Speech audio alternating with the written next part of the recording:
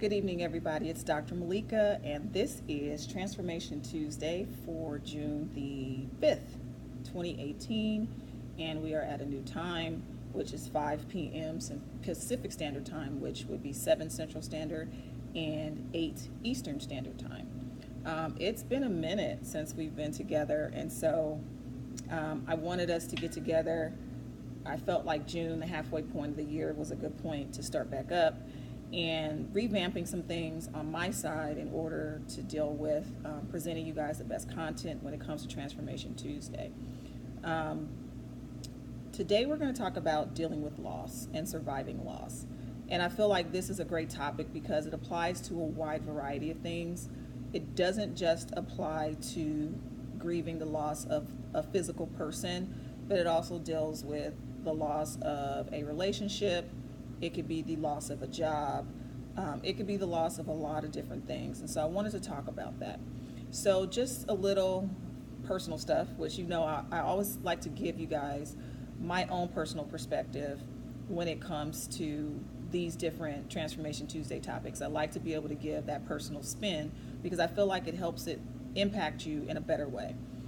So many of you guys know that last year, June 30th of 2017, my father passed away after a long illness dealing with a stroke, and then he had a second stroke in February of last year, and he passed away in June. And so it was impacting me, obviously, pretty heavy, and I was navigating it, and I was, a lot of it I was really busy, and so I think that was me navigating that and not really dealing with it.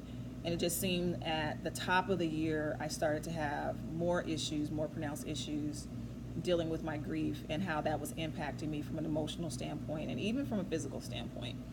From a physical standpoint, I was dealing with the issue of I was getting sick more than I normally got sick. So I got really, really ill at the end of 2017 in December. And then a month later, I started off 2018 with that really bad flu. And so I was down physically for a while. Then finally, it seemed like I got that under control. And then the next issue I started dealing with was from an emotional standpoint, to the point where it was overwhelming. And I don't want to diagnose it and say that I was depressed, but I will say that there was definitely days when there was depressive symptoms that reared their head to where it was almost as if just getting out the bed and doing everything that I normally do, like a routine, like clockwork, took so much effort, and I was so unmotivated to do it. And so that has kind of been my existence for the last few months at the beginning of 2018. One of the reasons why you haven't seen a whole lot of videos from me on Transformation Tuesday. The reason why I'm sharing that is because a lot of times people feel like, oh, well, the person giving me advice, they don't have any issues, they're not going through anything, they don't understand my perspective. And I wanted to make sure that you understood that I do actually understand it, because yes, from a professional standpoint, I understand it. Yes, I teach this. Yes, I deal with clients in a therapeutic environment, but also now I have my own personal experiences to go with this, and to let you know that loss is a very challenging thing to deal with. So some of you may be like, I've never lost a parent, I never lost a child. I don't know what that feels like. I don't know what those emotions look like for me. But you may be going through a divorce. You may be ending a long-term friendship that was a very big part of who you were. You may have been friends with this person throughout childhood up until adulthood, and your development and the things that you went through, a lot of those experiences were directly connected to the relationship you had with this person. A lot of the things we go through when it comes to loss look similar, regardless of the type of loss. And so I thought that this was a very appropriate topic, especially now when we're halfway through the year. Everyone was motivated at the top of 2018 with all the great things they wanted to do. And then the year happened and life happened, and it hits you and slaps you upside the head. And you're like, okay, I had all these great things I wanted to do, but I didn't see this coming. And so that's the reason why I wanted to talk about it. So I wanted to kind of just give some practical tips and some things that you can think about to help you on your journey if this applies to you, or things that you can store away for the future, because you may not be there now, but I guarantee at some point in time you will deal with the loss that is significant enough to where it impacts you and almost just stops you in your tracks. One of the things you have to learn to deal with is processing your emotions and processing them in a real and a healthy way.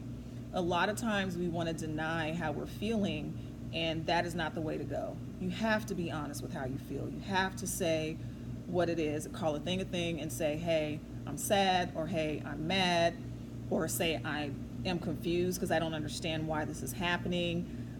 There could be bitterness. You don't want to get to the bitterness stage, and that's the reason why dealing with the emotions is important. And so you need to call out what your emotional response is to this particular situation. How is it impacting me? How is it dealing in my daily life? And how is it impacting me in just the things that I need to do with caring for others or my daily responsibilities? You need to make sure you address those things. And then when you identify what you're feeling, when you can start to put a finger on what it is you're feeling, because sometimes that part is a process. Sometimes you can't really say definitively what you feel. You just feel some kind of way. But once you can get to a place where you feel like you can identify what you're feeling, you now have to start taking healthy steps in order to deal with that. I'm not going to say that every person has to go to therapy. We do know that with therapy, people get to a place of functioning better faster than without therapy, but that does not mean that you cannot get better in your functioning without therapy, because the truth is you can. We have just found that therapy is very effective. It speeds the process along, and then you also have a professional that is there to help you along the journey and partner with you on the goals that you have set for when you come into care. So therapy is not the only option. There are a lot of different things that you can do. One of the things that I like to do is I like to journal, because I feel like journaling sometimes allows you to get out the emotions that you're feeling that you cannot verbally express to the person or about the situation for a variety of reasons. There may be things that you may have anger that you're holding on to about what someone did to you in a situation. You probably might not be able to tell that person. What if that person has passed away and you can't tell them how you felt, but you need to release those emotions? Journaling is a very healthy way for you to get that out and purge yourself of those emotions.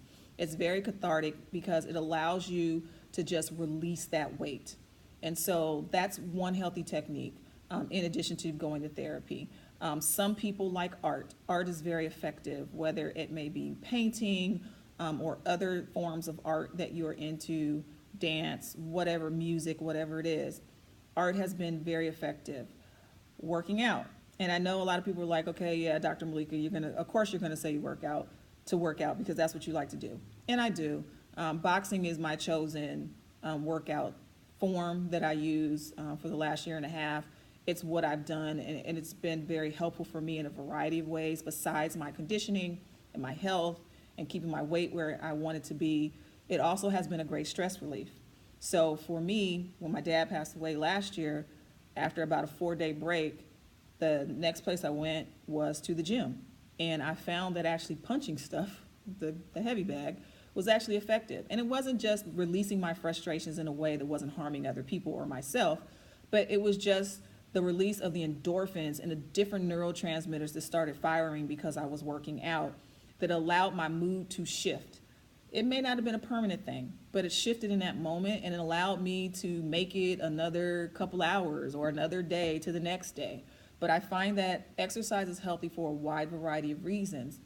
And last month, for Mental Health Month, the focus was for body, for mind, because realizing that your body being in good shape, that making sure your body is physically active, making sure you feed your body the proper things, it has a direct impact on your mental health, your mood, your emotions, and how you stand under stress and your resilience. So definitely working out is one of those other options that you can use as a healthy alternative. Some of the other things want to give you guys one more point on this, and we may have to continue this in a part 2, but I want to make sure that you have a couple of points to look at going forward. The next thing is you have to start being real about and honest about what the situation is. A lot of times we're lying to ourselves about what's actually happening. and we're trying to revise the history or revise what occurred and not actually calling what it is. I feel like the honesty that you give yourself in the moment of loss is probably the best gift that you can give to yourself. If your marriage is breaking up, you can't totally blame it on the other person. It's two people in the relationship, so you have to be honest about what led to the demise of the relationship. If a person passed away and there may be some resentment or hurt and feelings that are there that need to be resolved, you might need to be honest and go back and look at everything that could not just be on the person that's no longer here. What's my role in that, and how do I feel about these different things that I've experienced? Being honest is a gift to yourself. And I feel like when we're lying to ourselves, we're really trying to repress or ignore what is the truth. And the reality is the psyche is not set up to ignore things. It can't just go away. What it will do is it will pop up at times that are not what we want. And those times will not necessarily be at the time that we would like for it to occur. And you'll find yourself in a place where you're acting in a way that is not in lines with your character, your personality, or your value system. And so the honesty is really, really important. Sometimes you might have to write some things down so that you can make sure you got the picture straight. You may need to talk to someone who has an understanding of the situation that can give you better perspective, but you definitely want to be honest. The last tip I'll give, and this is more so for people that are grieving the loss of a loved one. So this tip is kind of really targeted towards that. I have found that a lot of times the longer the person is no longer with us, we start to get distance between the memories, and so those memories start to fade, and we start to feel like we're losing what we have left of them, which really is just the memories. Obviously, technologically, we're way more advanced now, so we have videos, we have Facebook, we have our folders on Facebook that may have our pictures and videos of different moments that we've uploaded. But you also might want to write down just different memories and things that you have about that person that you lost.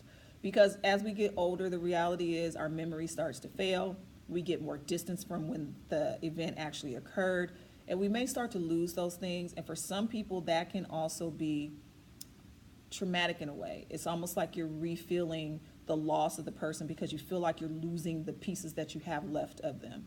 And so this goes back to my affinity that I have for journaling.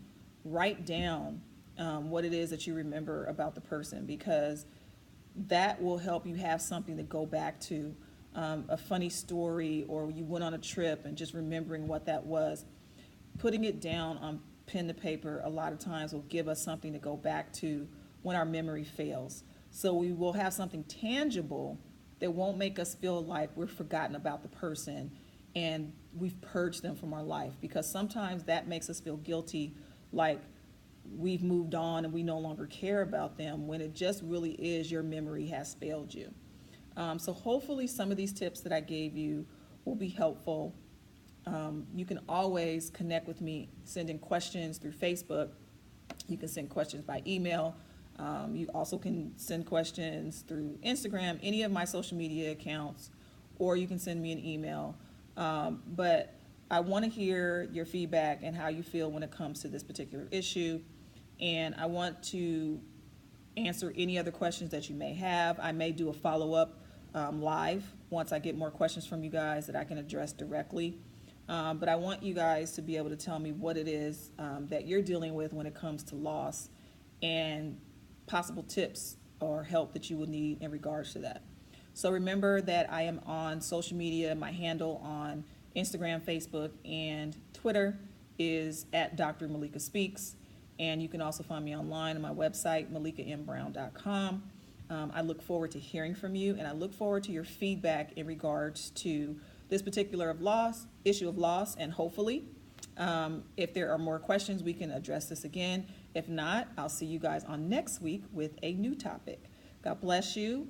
And today is voting day, so it's primary day. So if you have not voted in your state, make sure you get out and vote. I'm very big on civic involvement. So as you can see, I voted, and I want to make sure that we all get out there and are a part of the decision-making process for our country. So have a great rest of your week, and make sure you do something that's healthy for your mind, healthy for your body, in order to transform your life.